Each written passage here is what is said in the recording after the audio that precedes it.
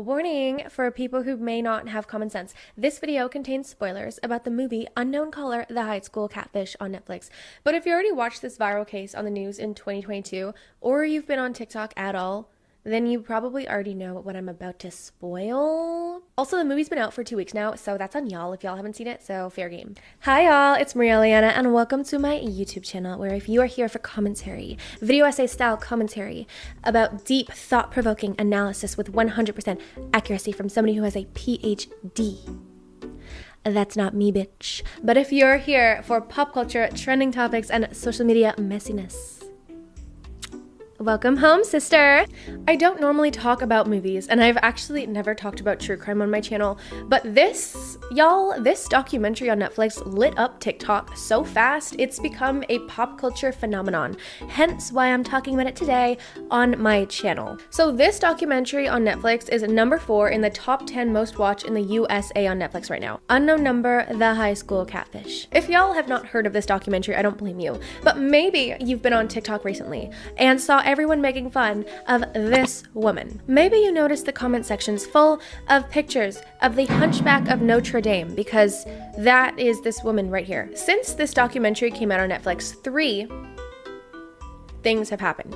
Number 1, I already discussed this. It went viral on social media. It literally, like I said, became a cultural phenomenon to clown this woman. I am actually convinced that 10 years from now, when we're hopefully employed, people will still be like, hey, remember that girl who catfished her own daughter for 2 years and told her to kill herself and became obsessed with her daughter's 13-year-old boyfriend? And people will still remember exactly what you're talking about. Number 2 thing that happened, or I guess second thing that happened is what normal people say, not number 2 thing that happened. Wow, okay, I need to go back to school. Since the documentary went viral, we now have multiple people involved with the documentary and that knows the Licari family personally, including Kendra Licari's friend, that have been making statements publicly on social media, as well as giving theories as to why she did what she did. There's now so many theories and social media conspiracies, a psychoanalysis that I found online, the director's analysis. Y'all, people are really giving their 2 cents, and I am 100% here for it, and I cannot wait to share all of these theories with you today. And number 3, some true crime fanatics, like ya girl, have clocked that the Unknown Number High School Catfish documentary left out a lot of really key information and also completely glazed over a really big motive for why Kendra Licari catfished her own daughter for 2 years straight. But I think the icing on the cake, and probably the most interesting thing that I'm going to share with you today, is I found a licensed psychologist who psychoanalyzed Kendra Licari and the case of Kendra Licari and theorized exactly why Quasimodo over here cyberstalked her own daughter. So we're going to dive into all of this today, all of this messiness, everything, all of these theories, and obviously I need to talk about it. I need to share my own opinion. Y'all, since I've seen this documentary on Netflix, I have not been able to sleep peacefully. I've been dreaming. I've been having nightmares about this case, y'all. I need to talk about this. So let's get into it today.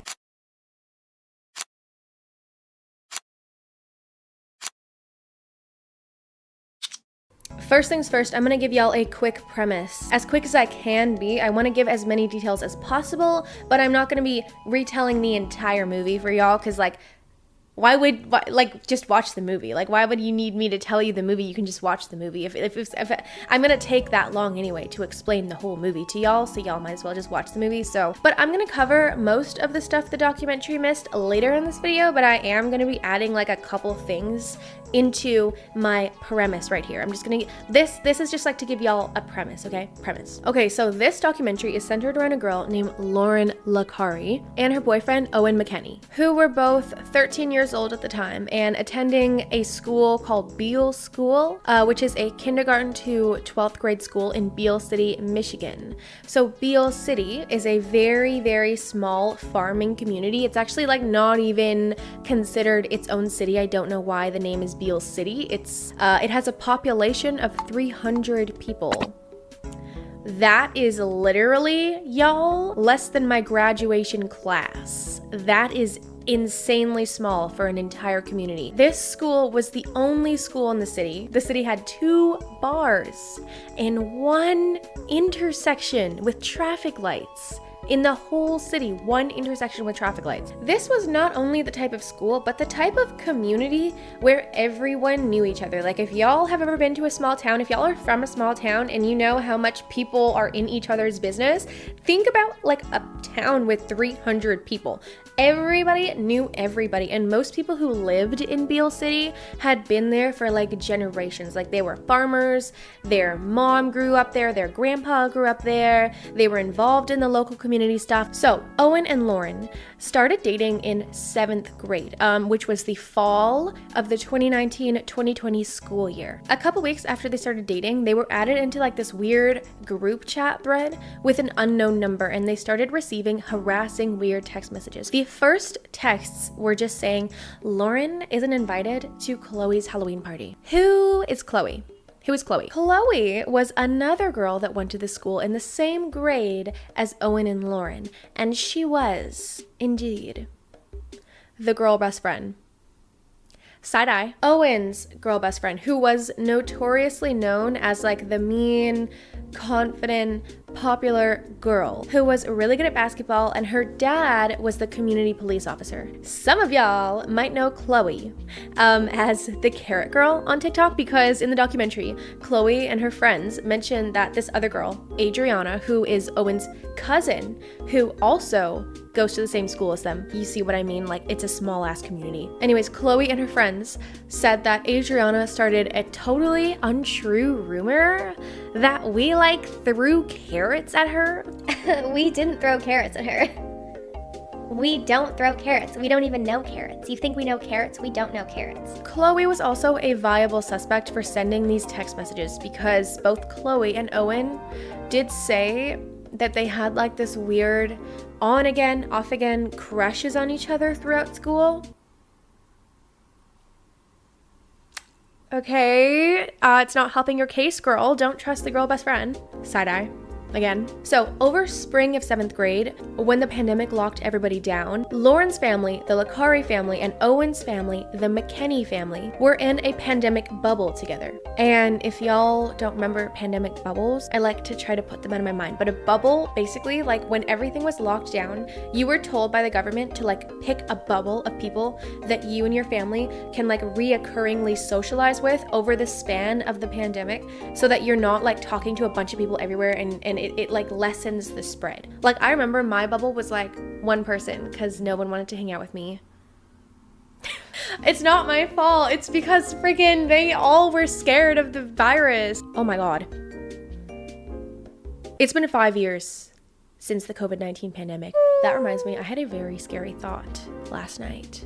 It woke me up in the middle of the night, 3 a.m. I have to share it with you. The youngest members of Gen Z are turning 13 this year. Gen Alpha is starting high school next year. We're all cooked. Oh my God, we are all unks now. We're all unks. Oh my God. Anyway, back to the story. So during the pandemic, the Licaris and the McKinneys got really close. The families spent a lot of time together. They had bonfires, outdoor barbecues, gatherings. They played sports together. They went camping together. They went like on some close family vacations. They did that all throughout the spring and summer up until fall of 2020, which was the start of 8th grade, where everyone was going back to school in person. So Halloween rolled around again. So this would be Lauryn and Owen's 2nd Halloween together. And to their surprise, they got another text from an unknown number. It had been at this point an entire year without any text. This time, it was way longer and way more mean than the one they had got last year. It is obvious he wants me. His attention is constantly on me. Not sure what he told you, but he's coming to the Halloween party and we are both DTF. He wants nothing to do with you. He think you're annoying and an ugly ass bitch and wishes you could leave him the fuck alone. Why do you think he is on his phone all the time texting me? You didn't get invited to sleep with him. I did.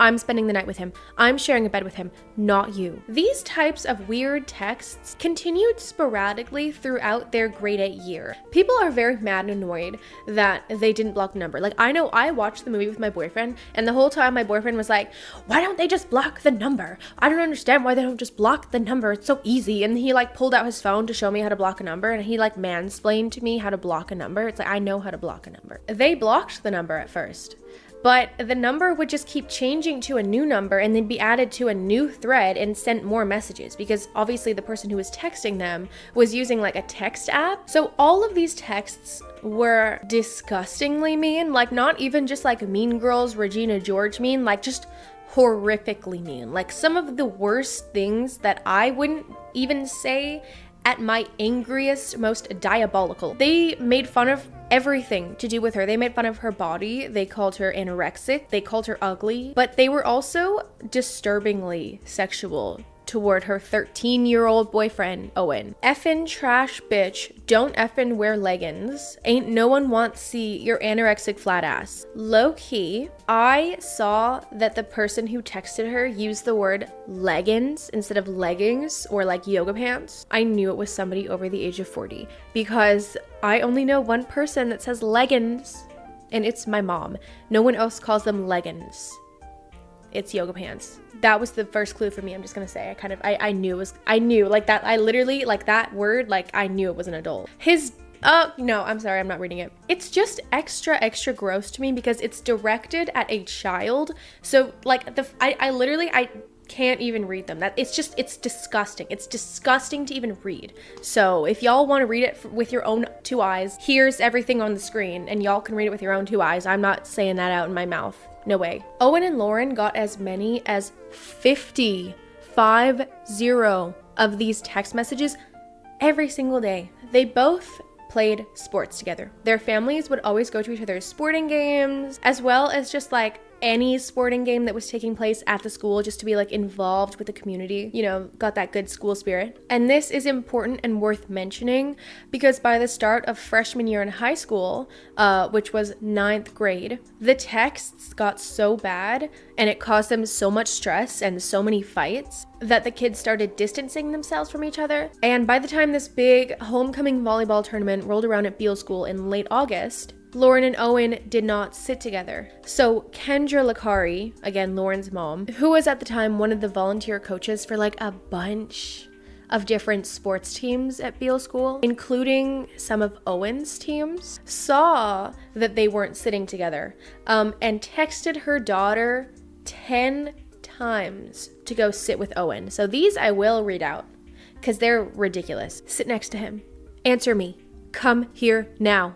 I'm pissed. Move your ass. Now. Now.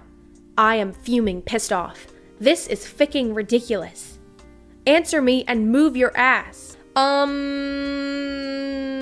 your business? Much? I'm sorry, but my mom would not give two fucks if my grade 8 boyfriend and I didn't sit together at a basketball game. My mom could not give two wisps of a lamb's tail or whatever that saying is. What kind of mother cares that much? The documentary only said that she said move your ass, but it was actually 10 text messages, so I just wanted to point that out really quick. Owen and Lauryn broke up in November of 2021. So this was 3 months into 9th grade. So they broke up thinking that the texts would stop because the whole time the texter was like, Owen doesn't even like you. You guys should break up. Like the texter was insinuating that they should break up. So when they did break up, they were very shocked to see that only a few days after their breakup, they were still getting more harassing text messages. But this time it was actually even worse. The texts got worse. They had worse things to say. They even went to her profile on Instagram. It's gone now, but she used to have an Instagram, and they screenshotted photos of her and Owen like at prom or whatever, some dance, and then they put like the puke emoji over top of her head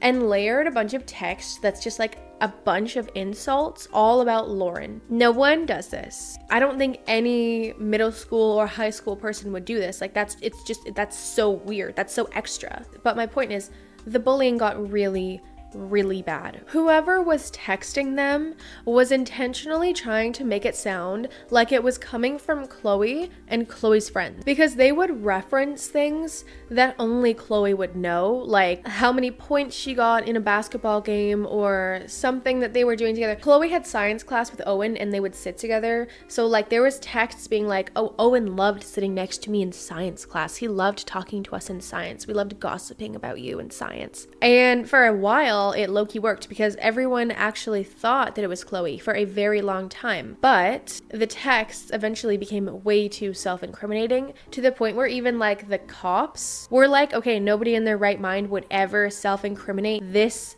much, to the point of literally pointing, saying, hi, it's Khloe. Eventually, both families ended up going to the principal, who went to the cops, who went to the FBI.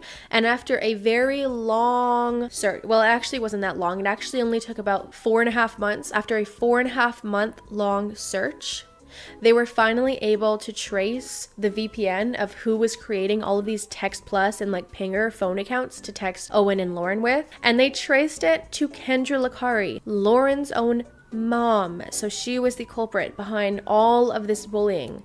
They got a search warrant for all of Kendra's devices, and at first she only handed over one phone and one laptop. But Lauryn's dad ended up rushing home from work and showing up, told the officers that Kendra actually had multiple phones. The documentary said that she only had 2 phones, but she actually had 3 phones, so I don't know what she was using the third phone for, but apparently one was a personal phone and the other 2 were work phones. As soon as the FBI found out she was hiding devices during like an electronic search warrant, they threatened to tear her whole house apart if she didn't come forward with the other missing phones. So at that point, she admitted that there was another phone hidden in a pile of wood outside, and she also admitted to being the cyber stalker and told some BS story in her interview during the documentary as to like why, something about drunk driving. Like they asked her why she did it and she said like, well, you know, like I'm sure lots of people have committed crimes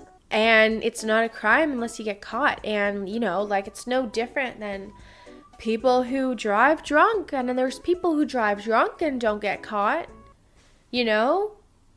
So is it really a crime if they don't get caught? Sis. So she was arrested in December of 2022 and she pled guilty to 2 counts of cyber stalking. She got 19 months in prison, was released in August of 2024, and she now has no contact with her daughter Lauryn. Lauryn now lives full-time with her dad, while her mom lives somewhere near Detroit with her grandparents. And that is basically in a gist the summary of the case and the documentary. Now, let's get into the details the documentary missed, because this is the juice. This is the juicy part of everything that the documentary missed. There were a lot of signs. There were a lot of signs that many knew that she was likely the one who was cyber stalking Owen and Lauryn. All right, so in case anyone is interested, by the way, the original tell-all grand expose was an article written by The Cut. It was like The Cut New York magazine or something. It is a paid article, which means you have to pay to read it.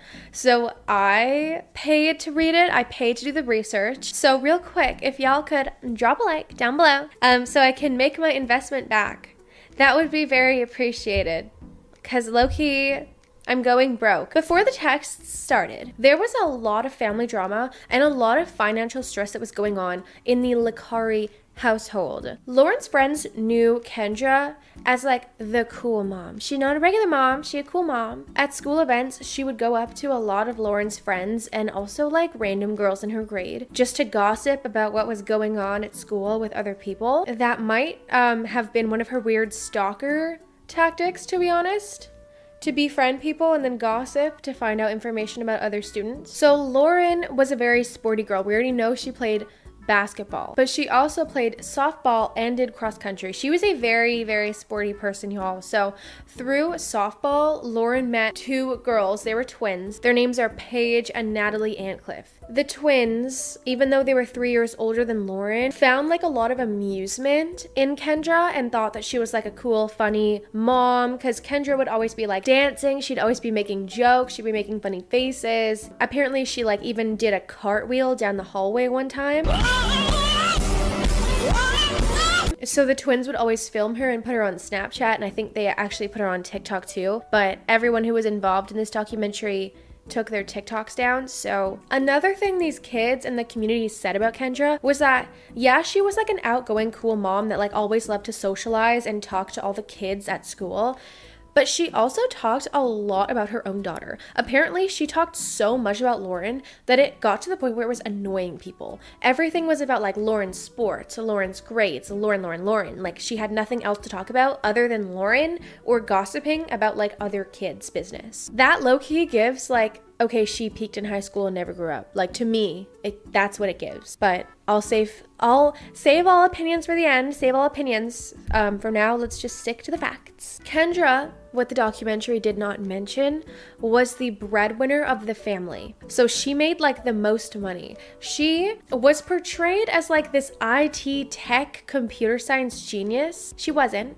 She worked at a bank. She was a bank supervisor for the first part of her career, and then she got offered a job at CMU, Central Michigan University, but it had nothing to do with IT or tech. She got offered a job in human resources. Meanwhile, her husband Sean changed oil at an auto body shop. Apparently it was like a popular joke at the auto body shop that Kendra was Sean's sugar dad, or I guess sugar mom in this case. She was a sugar mama. Since she like made more money than Sean, she was also completely in charge of all of the family's finances, budgeting, and family schedule. That's an important piece for later. In the spring of 2019, Kendra had gotten a new job at Ferris State University working in the IT department, but she specialized in cell phones. She told everyone in her family that it came with a huge salary bump. She's going to be making all this money. And a few months into the job is when Lauryn and Owen started dating. Around the same time they started dating,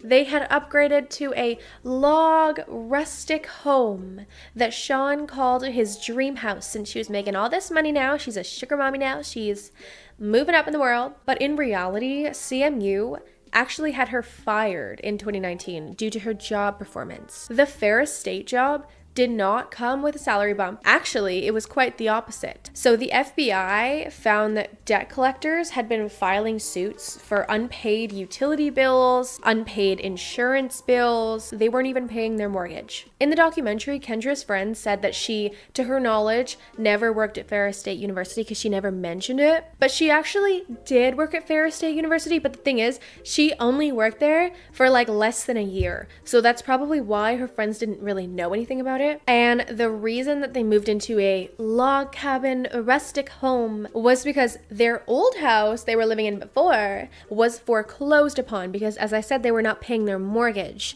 The only reason that Kendra was able to secure another house for them was because they entered something called a land agreement. I am no genius. I'm no mortgage broker or real estate agent, so I don't know what a land agreement is, but apparently it's like a loophole that people with really bad credit can use. So this, as I said, was around the time that Owen and Lauryn started dating, and that was when they got the first mean text messages. So correlation or causation there, who knows? By spring of 2021, which was towards the end of 8th grade, when the texts were getting constant, Kendra had been put on a performance improvement plan at the Ferris job because she had spent excessive time on non-work texts and calls, they cited. So I don't know who she was calling, but they literally put her on an improvement plan because she spent so much time at work texting. And we know who she was texting now. We all know. August of freshman year. At the same time that Owen and Lauryn were seen sitting apart from each other at that volleyball tournament where her mom texted her 10 times to go sit next to him, Kendra had quit her job officially because she failed the performance improvement plan and she didn't want to hear it. She didn't want to even try anymore. She just quit her job on the spot. Who needs severance pay? People around the town finally started questioning Kendra's money. So Sean, he worked at the auto body shop. And like I said, like this was a really small town. So everybody talked to everybody. So Sean would like just casually tell things to his coworkers. If the family had missed house payments because someone in New Mexico stole their identity, or his pickup truck got repossessed because of a scammer in Sweden or something. Like things were happening, like they weren't paying their bills and like things were getting repossessed and shut down. What Kendra would tell him was like, oh, somebody stole our identity. Someone in New Mexico stole our credit card number. And now Your truck is getting repossessed. Stuff like that. So Sean, because like he wasn't aware of the budgeting issues, like he didn't handle the financial sheets, his wife did. Sean would like hear these things that Kendra was telling him, trust these things Kendra was telling him, and then go to his work and just casually like talk to his coworkers about what was going on. And his coworkers were like, really, Sean? Your wife got scammed for the 6th time this year? Gossip spread very quickly around the town, and people started realizing, okay, maybe there's something going on with this family. Maybe they don't have as much money as they thought that they did. On top of that, Kendra had entered into like this timeshare. A timeshare, by the way, is like when a bunch of people pool their money together and like buy one property for like a vacation home, and they split it up between themselves. And her portion of the check bounced, which means she didn't have enough money in her account to cover her portion. And she said that it was because her bank account got hacked for the 6th time. But the thing is, people couldn't even ask about their finances, because anytime somebody asked Kendra about the state of her finances, she would find a way to change the subject immediately to, oh, my daughter's being cyberbullied so bad, and I'm just so worried about Lauryn. She's so anxious over that cyberbullying. We really gotta find those, who was sending those texts. So like I mentioned, the texts in question started when Lauryn and Owen were in 8th grade, and during that time Kendra was doing some really weird and disturbing things around the school and around the community. So in 8th grade, Kendra signed up to coach Owen's track and field team, becoming what he called a second mom to him. She went to all of Owen's matches. She drove Lauryn 3 hours across Michigan State to watch one of his championship games. Kendra even wanted to turn one of Owen's tournaments into a dual family vacation, and she tried to tag along with the McKinney family so that she could watch Owen's tournament in another state. It was all the way in Florida from Michigan, which is like the other side of the country. Michigan's at the top, Florida's at the bottom. Jill had to very calmly and politely say, no, let's go ahead and not do that. Apparently this like obsession with Owen's sports was shrugged off as Kendra being kind of a weirdo and like an outsider and just like wanting to fit in with the town. She didn't belong. She wasn't from the town. She was from big city Detroit, and Beale is a small farming community that only Sean grew up in. As I already said, Kendra's whole life was just talking about Lauryn and her sports and going to sports games. So they kind of just thought that she was like weirdly obsessed with sports and there was like nothing else to do in the town. Because like low-key, like there wasn't anything else to do. So at the time, the McKinneys didn't really think that it was like weird or suspicious. So students would sometimes see Kendra's car parked at the school in the middle of the day. She told people that she worked from Ferris State from home. So she showed up to Beale School wearing like Ferris State University gear and just sat in her car or walked around the hallways at the kindergarten to grade 12 school. I'm pretty sure that would normally cause a lockdown. I don't think that adults are supposed to just hang out. Cause like this, I know it was a high school, but like there's children that go, there's kindergartners and grade 1, grade 2s that go here. A student reported that Kendra was seen walking through the hallway. And Owen's little sister, Macy, who was in the documentary also, but for some reason the documentary didn't like explicitly state that Macy was Owen's sister. I don't think. I think they just said like that she was like a student or like Khloe's friend. Yeah, Macy is Owen's younger sister. So one time Kendra was walking through the hallway and Macy asked what she was doing there. Why are you walking through a hallway? What are you doing here, Kendra? Kendra told Macy, the cyberbully insulted the shirt that Lauryn was wearing today, so I have to bring her a new one. Another time while Kendra was randomly hanging out in the school parking lot, she saw Natalie, which was one of the twins that Lauryn befriended from the softball team, and ran up to Natalie absolutely hysterical about the bully and how anxious Lauryn was and how scared she was for how anxious Lauryn is about the cyberbully, and we just don't know what we're gonna do. And the two had like a really intimate hug in the parking lot, and then this poor girl who's probably like 16 at the time was like comforting this full-grown woman, being like, oh, it's okay, you'll figure it out. It's so messed up. That's so messed up that it, like, the fact that like she was the one doing it, that is so, okay, sorry, save all opinions for the end, class, sorry. In early May, Owen's dad actually spotted Kendra sitting in her car parked at a Catholic church, which was less than a block away from the high school, and saw that she was sitting in the driver's seat looking down at her lap at something. She noticed Dave staring at her from like a block away, so she looked up and she waved at him, being nonchalant. And then later that day, she called Owen's mom and she was like, Dave must have thought it was so funny seeing me today. Silly me, I was out for coffee and I just spilled it all over myself. So I had to pull over and wipe it off. So that's what I was doing, parked outside the school for the 5th day this week. That very same day, Lauryn got a text saying in all capitals, "Kill yourself now, bitch." That's what the mom was doing in her car. And at a church?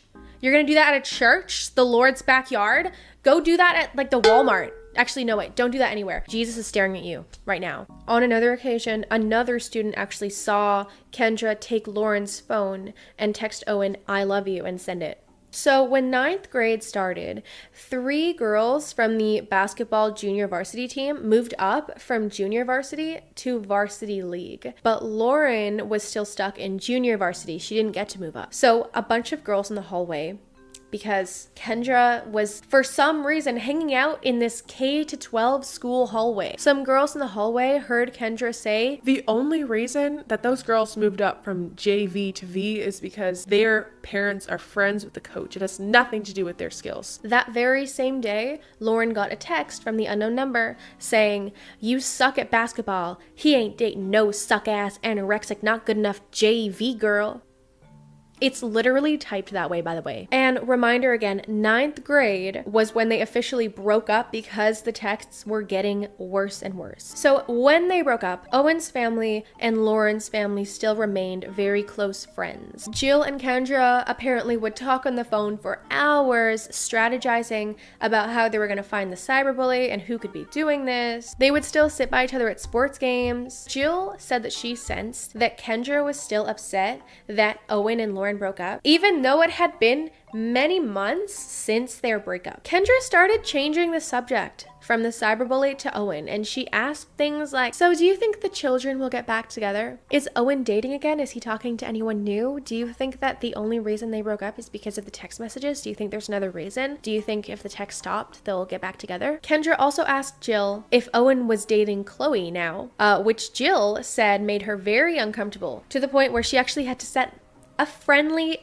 boundary with Kendra and say, "From now on, if you're going to talk about Owen, it's going to be to do with Owen and the cyberbully. I don't think it's appropriate that we talk about my 14-year-old son's dating life." Christmas time of 2021, so like literally about a month after they officially broke up, by the way, the texter started sending things that were intentionally framing Khloe for being the culprit. They had deliberately changed their texting style to match Khloe's because Khloe used to always say bruh. This wasn't mentioned in the documentary, but they actually made fake accounts of Khloe and fake accounts of all of Lauryn's friends, by the way, and a ton of random girls at that school. Kendra had made fake accounts of all of them and was not just texting people, but was Snapchatting people from a fake account framing Khloe, and also made a TikTok account framing Khloe. She was DMing people on TikTok from a fake account framed as Khloe. How exactly Kendra knew about the bra thing though? Like how, I was a little bit stumped at first as to how exactly Kendra knew that Khloe said bra all the time. The documentary was insinuating that Kendra was like some crazy hacker, some like world-renowned IT computer science hacker, but we know now that from her job history, she most likely went to Michigan University for a business degree, since she worked as in like a bank and then worked in HR. It sounds like she had a general business degree, and when she worked her IT job, it was just like the cell phone help desk, which like anyone can figure out a cell phone. Like I'm pretty sure like they train 18-year-old, 19-year-old people on like Apple help phone straight out of high school. There's been a few times where I've called Apple support, like cell phone support, and it's been like some teenager. So it's not like you need a crazy computer science degree or like an extensive background in tech to work at like the cell phone help desk. She actually wasn't really that smart. All she knew how to do was just like download and change a VPN, which anyone can do with a simple YouTube video, and use text now. To be honest, she probably just stalked Khloe's TikTok account. All the girls in BL used to have TikTok accounts, and you will see this because a lot of that footage is used as B-roll in like the documentary. They'll just cut to random TikToks that they've made during the pandemic or whatever. Obviously, since the documentary became viral, they've taken down their accounts or privated a lot of their TikToks. I think that Kendra probably just stalked all these kids on TikTok, looked at the captions, looked at the way that she would reply to comments, and then just like mimicked her slang. I'm guessing Khloe used to say bruh all the time in the comments, and then she's just like, okay, I guess Khloe says bra, so I'm gonna say bra. Not only that, but she would go out of her way to change the area codes that the random number was texting from to a location that Khloe was at. Like, if she knew that Khloe was on vacation in like Florida or upstate or somewhere, she would look up the area code for that area and then start sending text messages from a phone number with like the corresponding area code, so that when you look the area code up, it like matches where Khloe was on vacation at, which is just insane. Like, I don't know what this bitch had out for this random 14-year-old girl named Khloe. I don't know what their beef was, but that is insane lengths to go to frame a child. At this point in time, Lauryn stopped having any friends. Nobody wanted to be associated with her because everyone was scared that they were going to be framed as the texter. People were worried that they were going to be next and cyberbullied constantly. She went from being like one of the most popular girls in school with tons of friends, tons of sports teams, good grades, beautiful, to people never heard her speak, y'all.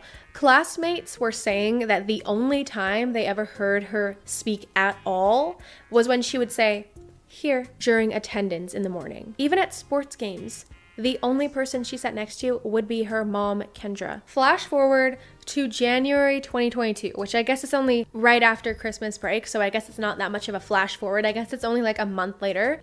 So this is the winter semester of their 9th grade. They're sitting in a meeting with the principal, the vice principal, and the sheriff. So the cops were shocked with how little Lauryn's dad, Sean, knew about the cyberbullying that was going on. And it's shocking because Kendra gossiped about it non-stop. She told all of the random kids at school that she would gossip with, like when she would hang out in the parking lot and hang out in the school hallways. The coaching staff, she told all the other moms. She even would like pull people aside at sports games and talk to the opposing team's scorekeeper, the opposing team's coaches. She would talk to people that she never even had seen in her life, that didn't even live in the community of Beale, about her daughter's cyberbully. She gossiped about it nonstop. It was the only thing she ever talked about. And apparently, people were always giving her advice. People had always told her, take the phone away, turn the phone off, block the number, just don't have a phone plan. Have a phone without the phone plan. Just use Wi-Fi. And she just shrugged it off. She was just like, okay.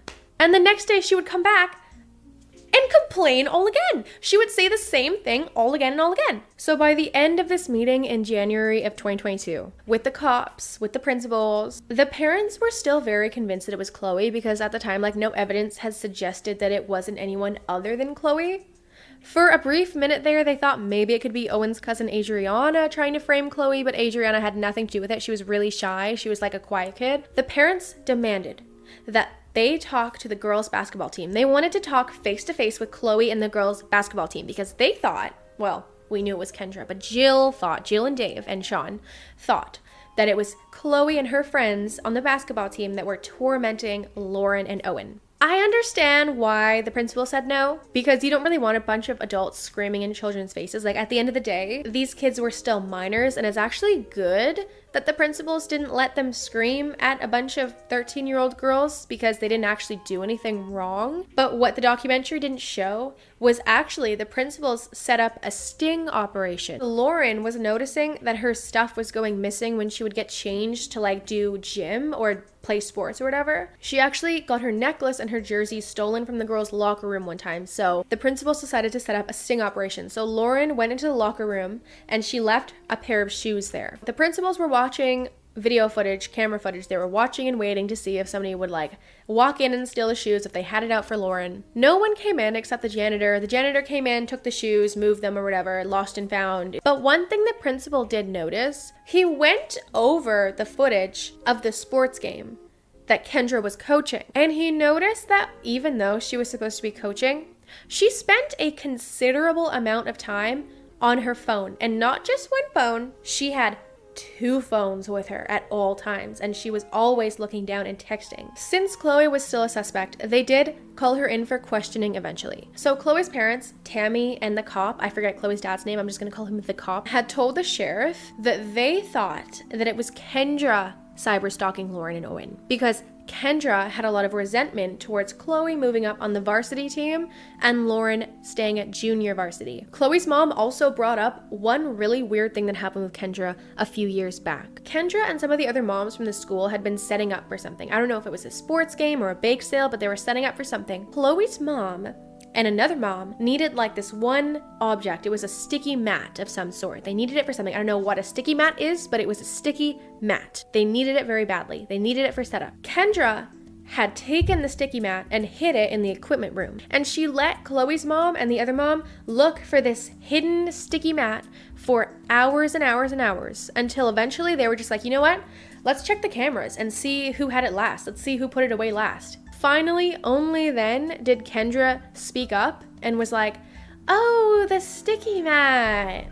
Oh, I put that in the equipment room. It's over here. I'll go get it for you. In early February of 2021, which was 2 months before Kendra's arrest, Khloe's dad had texted the sheriff. Honestly, Mike, I don't know if you know Kendra or not, but you really need to be cautious. There's a pretty good part of me that thinks she may very well be doing this. At this point, the unknown number started texting girls that Owen was talking to who were going to other schools. And mind you, this was the only school in the city. Like Beale K-12 was the only school in the whole community. So these would have been girls from whole other ass towns that Kendra found. My guess is Kendra was stalking these kids on like TikTok and Instagram and would take note of who would like comment hearts or whatever on Owen's stuff, or like all of his TikToks or repost his TikToks or whatever. And then if it was a girl, she'd start sending them weird messages. The only thing that remains a mystery is how she got their phone numbers, because like in the article it says that she texted the girls that he was talking to at other schools. My only guess in how she found out who Owen was talking to from other schools is somehow she got Owen's phone when her and Jill were trying to go through the contacts and figure out who could possibly be texting from numbers and like trying to find a number match. That's my only guess. Slowly but surely, people around the town started joining in on the conspiracy that Kendra was the one who was cyberbullying Lauryn and it wasn't Khloe. Another parent who went to the school, Jill showed the texts to another mom who went to the school, and when she read them, she said, "This is an adult. I wouldn't put it past Kendra." The secretary at Beale School told the principal that she also suspected that it was Kendra. She said that she found Kendra to be a little obsessed with Lauryn. Her gut told her that the way that the texts were sent, it just couldn't be one of the Beale kids. In April of 2022, just before the FBI got involved in the case, the court of Beale received a request from the Licari's family to delay getting evicted from their cabin. So they were already getting evicted. They were already in the process of being evicted from the house that they had moved to after being foreclosed upon from the first house because Kendra wasn't paying the bills. But Kendra requested to delay the eviction. In Kendra's request, she wrote that she was unemployed, and she wrote, "We do not have any other place to go,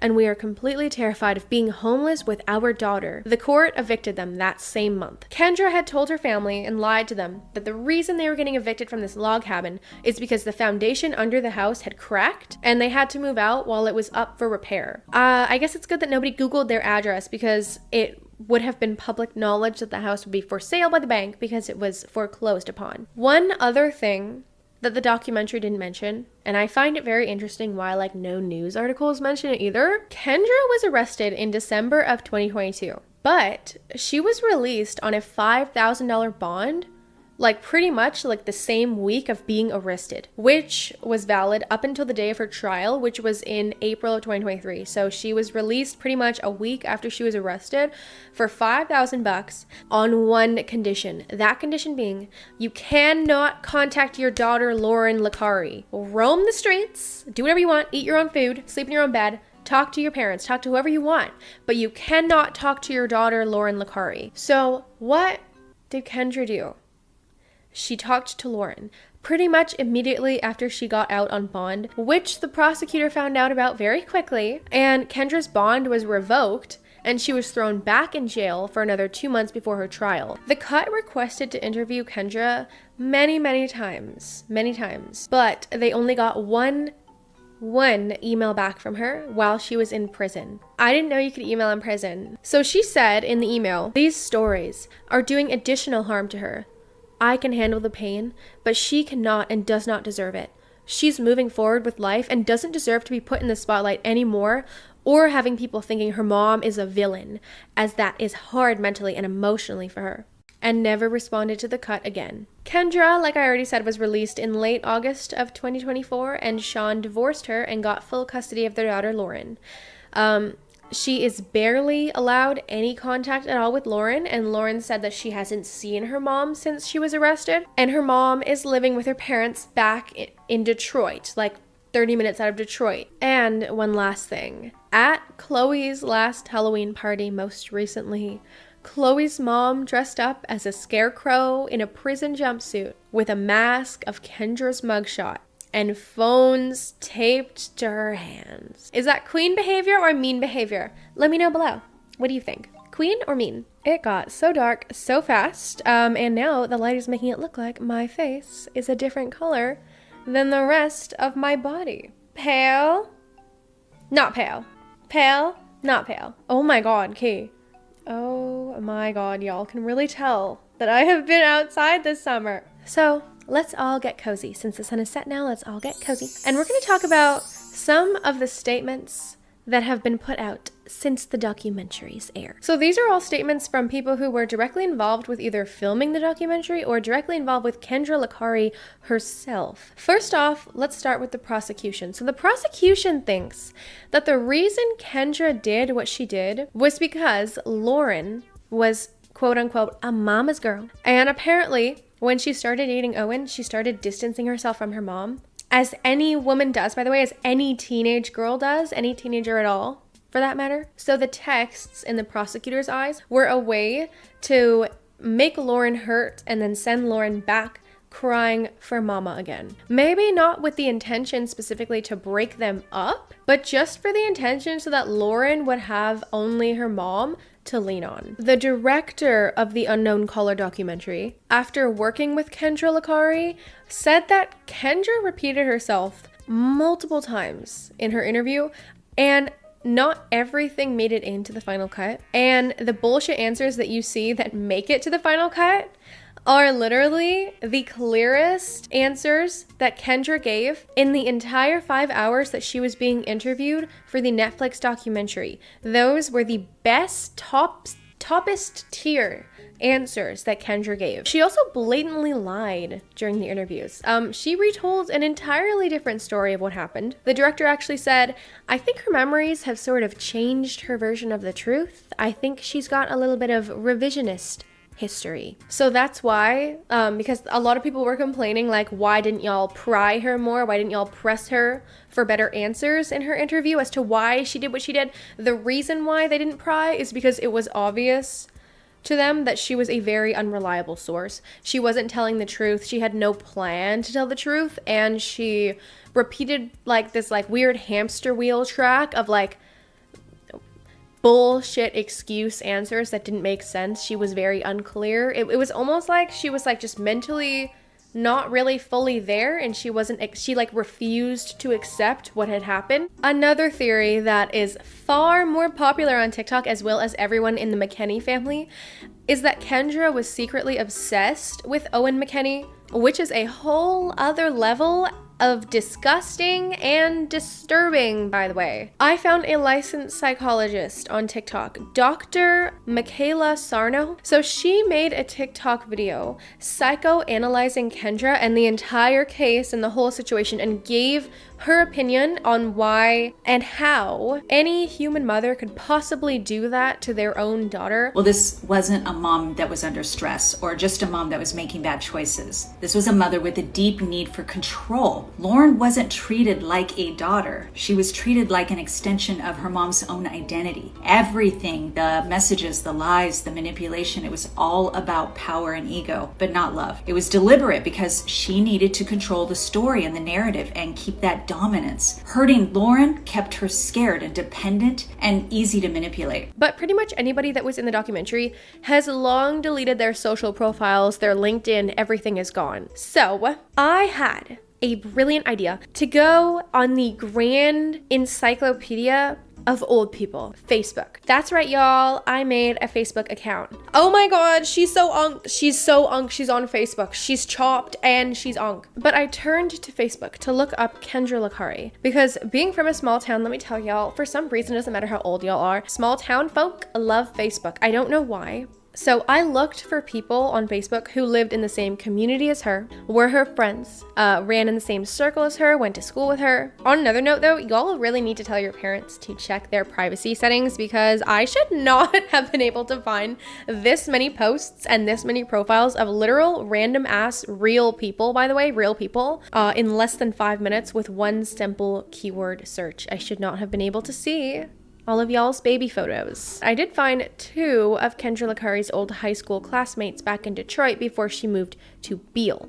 So here's what those people had to say. I know that my former classmate turned criminal, Kendra Licari's "everyone makes mistakes" monologue upset a lot of people, but to be fair, she was voted most accident prone in our high school yearbook, which I wrote for and she edited, so I guess it makes sense that she made the same mistake 100 times a day for 2 years. So her yearbook quote, I guess, for her most likely to, "It's not like emergency knows my name, but I do have my dentist on speed dial." So there was some back and forth in the comment section where he answered a bunch of people's Q&As because I guess like a bunch of people were asking about it because this is like, you know, only the number 4 most watched movie on Netflix in the entire country. Someone in my high school drama club must have wished on a monkey's paw that one of us would star in a number 1 movie, and we ended up with it being the wrong kind of drama.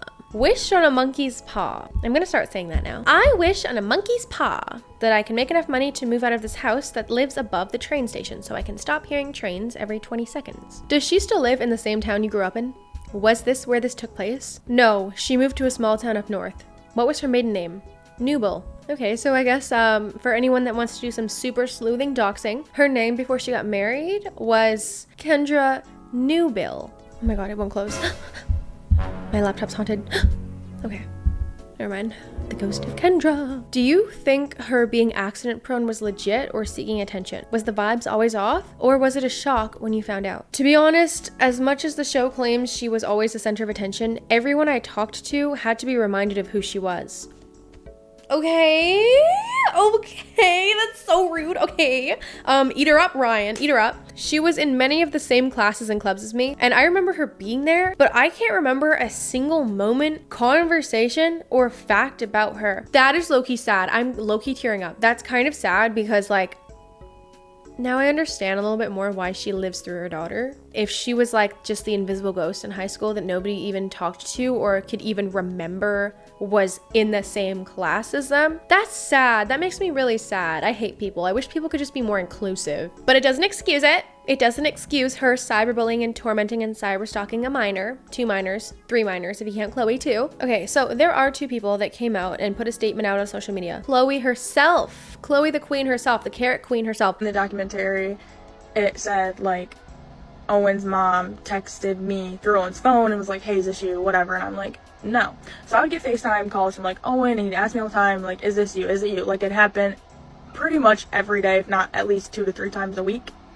Also, in the movie, it looked like I was a really mean girl, and yeah, maybe I wasn't the nicest all the time, but I was also going through a lot of shit at the time, obviously, getting blamed 24/7, and like, I would come home from school crying to my mom and dad, like, every day. Obviously, you guys saw my dad was a cop, so he would sit there and just press me for hours and hours when I got home. He'd take my phone at night, all of the above. So the whole time between that, I just felt like no one believed me. Honestly, at that point, my own parents were still kind of like, okay, like, she would track me everywhere I was in Florida. We'd go up north. She'd always have my area code, no matter where I was, like, everywhere. It always looked like it was from me. Here is what I said in court when I went.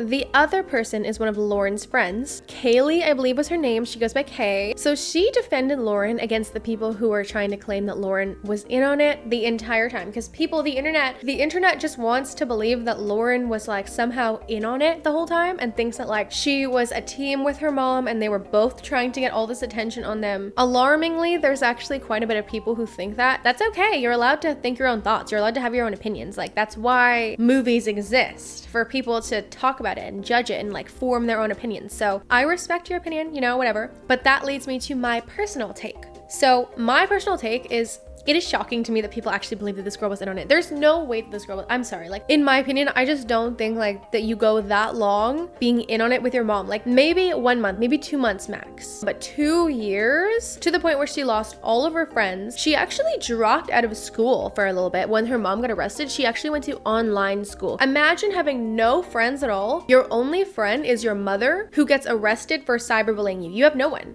You have no one in this whole world. If she was in on it, there would have been something that's in it for her, you know, like what's in it for her? Because Kendra, she gets like this power, this ego trip, right? To be able to like control situations and control her daughter. But like, what would be in it for Lauryn? Fame? No, she deleted all of her social media. She wants nothing to do with the online world. Fortune? No, I doubt this documentary even paid them anything, because that's what documentaries do. They barely pay their subjects. A scholarship? No, she like went to like some normal community college for criminology or something. I just cannot see a world where Lauryn would logically be in on this, because she gets literally, y'all, nothing out of it except global ridicule for having the world's #1 topmost worst mom knocking Ash Trevino off of her #1 spot. I think that Kendra probably had like a lot of secret hate, like secret resentment towards her own daughter, because her daughter was young, beautiful, sporty, she was popular. Her life could go anywhere. She could be like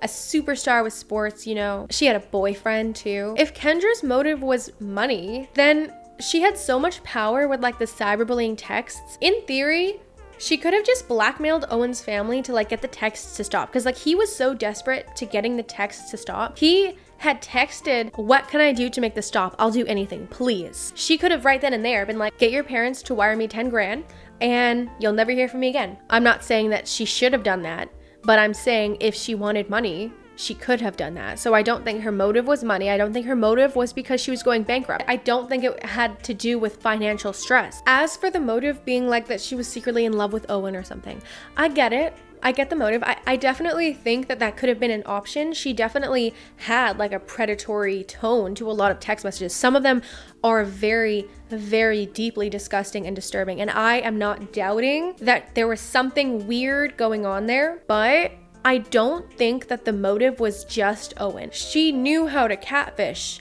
So I think that if her motive was Owen, she could have in theory just catfished him straight up. Like she could have just used this fake number generator or whatever and all her fake profiles to catfish Owen into thinking he was talking to like a girl that he liked, and then she could have just gotten pictures or whatever from him that she wanted, the gross stuff that you see on like MTV Catfish, on Chris Hansen type shit. I feel like she would have done that had her motive been to get Owen, and that she was like secretly in love with Owen or obsessed with Owen. I think she would have just done that from the get-go. That theory isn't really like, it's not doing it for me. 50 texts per day, all day and all night, so much so that you lose your job for excessive texting, is clinically insane. This mother is obviously very sick, and low-key it's sad because like she probably has not and probably will not ever get the help that she very desperately needs. I don't know what she needs, but she needs to not be walking the streets after 19 months. Oh, sometimes bad things happen to good people for no reason, and sometimes people are just crazy and there is no explanation. This is wacko. She's whackety whack. All right, y'all, if you made it to the end of this video, comment Team Lauryn down below so I know y'all are OGs and you made it to the end, and leave recommendations for topics down below. What do y'all want to see next? What do you want to see? What are you interested in? If you enjoyed this video, go ahead and boop the subscribe button, because you'll probably regret it if you don't. I don't know if you'll see me again. Will you see me again? Will I see you again? I don't know. You'll never know. I post new videos just like this one every Friday and Sunday morning. But that is enough from me. So, without further ado, I hope you have a wonderful rest of your day or night, and I will see y'all in the next one.